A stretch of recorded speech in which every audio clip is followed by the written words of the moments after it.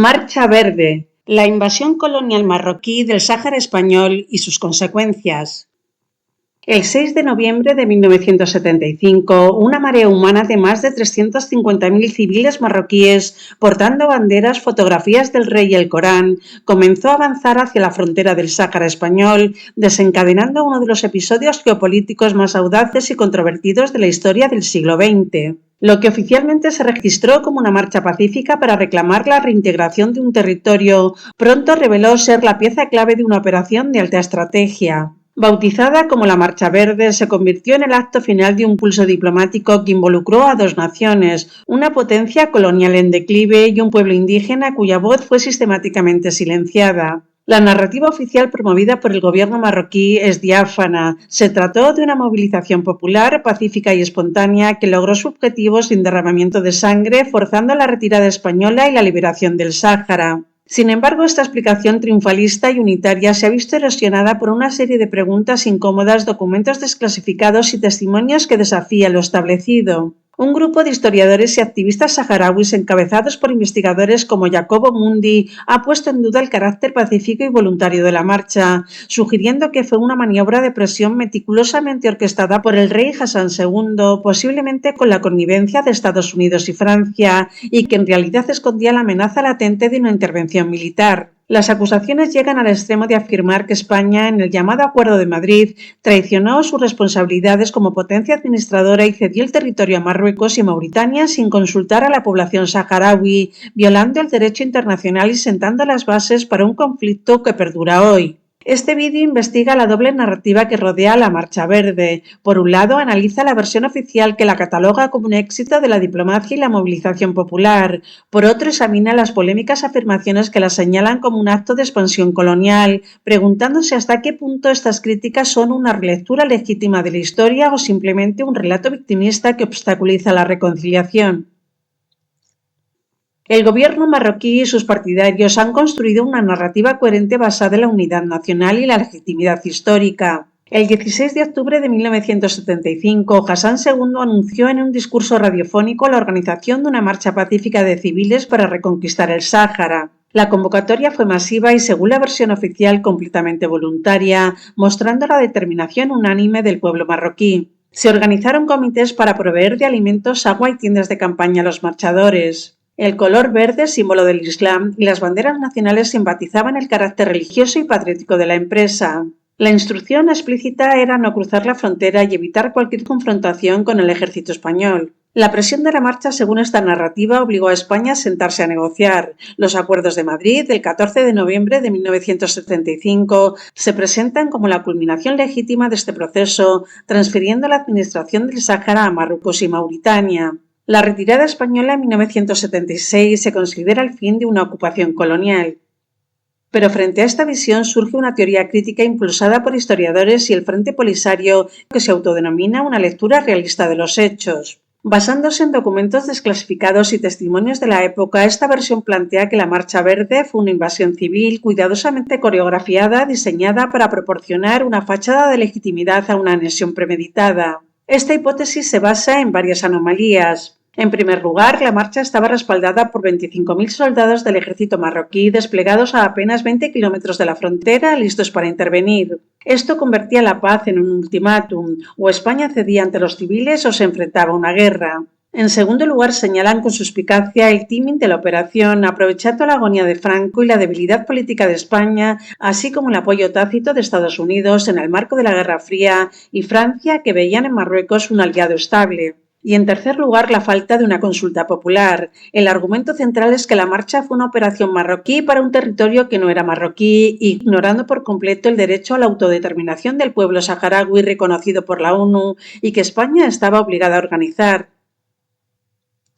La comunidad histórica crítica ha respondido con contundencia, presentando un cuerpo de evidencia que cuestiona la narrativa oficial. Historiadores como Juan Carlos Gimeno afirman que todos los documentos y el contexto apuntan a que fue una operación de Estado minuciosamente planificada desde el Palacio, que utilizó a la población como un arma geopolítica. El periodista Ignacio Zembrero fue más directo, calificando la idea de la espontaneidad como un mito y un insulto a la inteligencia que oculta la cruda realidad del expansionismo marroquí. Imágenes de satélite de la CIA desclasificadas posteriormente e informes de inteligencia españoles de la época confirmaron el masivo despliegue militar marroquí en paralelo a la marcha. La operación Golondrina, el plan de contingencia español, estaba activada ante la posibilidad real de un conflicto armado. Los acuerdos de Madrid son quizás la refutación más sólida. La Corte Internacional de Justicia, en su dictamen del 16 de octubre de 1975, el mismo día del discurso de Hassan II, había negado la existencia de vínculos de soberanía territorial entre Marruecos y el Sáhara Occidental. España, al firmar los acuerdos, incumplió sus obligaciones como potencia administradora según la ONU, que nunca ha reconocido los acuerdos como válidos para transferir soberanía. La polémica escaló con los años a medida que los saharauis denunciaban una traición. Se alega que existieron negociaciones secretas entre Madrid, Rabat y Washington, donde se pactó la entrega del territorio a cambio de garantías para los intereses españoles restantes, como la pesca y la estabilidad en la región. El gobierno de Arias Navarro, en plena crisis de la agonía de Franco, habría claudicado. La rapidez con la que España evacuó a sus ciudadanos y soldados, abandonando a la población saharaui a su suerte, es interpretada como la prueba de que nunca tuvo una intención real de defender el derecho a la autodeterminación. La posterior invasión militar marroquí y el estallido de la guerra con el Frente Polisario se ven como la consecuencia directa e inevitable. Hasta la fecha, ningún organismo internacional de peso ha reconocido la soberanía marroquí sobre el Sáhara Occidental y el estatus final del territorio sigue siendo una cuestión de descolonización pendiente para la ONU. Esta falta de respaldo legal alimenta la teoría de la ilegitimidad de origen. El núcleo del debate trasciende los hechos y se centra en su interpretación. La postura marroquí dice que la Marcha Verde fue un acto de soberanía nacional y una corrección histórica. Logró liberar el territorio sin violencia y es un pilar fundamental de nuestra identidad nacional, dicen ellos. Por su parte, los académicos citan el principio de la autodeterminación de los pueblos y las numerosas resoluciones de la ONU. Jimeno sentencia que las pruebas de la planificación y la coacción son abrumadoras, mientras que las de un apoyo genuino y previo de la población saharaui son nulas. El riesgo, señalan, es que este mito fundacional oculta la tragedia humanitaria de los saharauis en los campamentos de Tinduf y el muro de 2.700 kilómetros que divide el territorio. Mientras Marruecos celebra la unidad nacional, los saharauis ven el inicio de un conflicto congelado. La Marcha Verde no fue un final pacífico, sino el comienzo de una guerra de 16 años, el exilio de decenas de miles de saharauis y décadas de ocupación y violaciones de derechos humanos denunciadas por organizaciones como Amnistía Internacional. El conflicto del Sáhara Occidental sigue siendo una llaga abierta en el Magreb, una fuente de inestabilidad regional y un recordatorio de que las soluciones basadas en la fuerza y los hechos consumados, sin justicia y autodeterminación, rara vez traen una paz duradera. Independientemente de la polémica, la Marcha Verde fue un éxito incontestable para la monarquía alauita. El rey emergió como un líder victorioso, unificando el país en torno a la recuperación territorial y consolidando su poder interno tras 2 intentos de golpe de Estado previos. El evento se convirtió en un pilar central del nacionalismo marroquí moderno, enseñado en las escuelas y celebrado cada año como una fiesta nacional. La historia de la Marcha Verde también tiene una consecuencia menos deseable y aún vigente. Para los saharauis, el 6 de noviembre de 1975 no es un día de celebración, sino el inicio de la NASA o catástrofe que los condenó al exilio, la guerra y la vida bajo ocupación. El caso ilustra la tensión eterna entre el derecho internacional y los intereses geopolíticos de las potencias. La comunidad internacional ha mostrado una incapacidad crónica para resolver un conflicto de descolonización que cumple ya 50 años.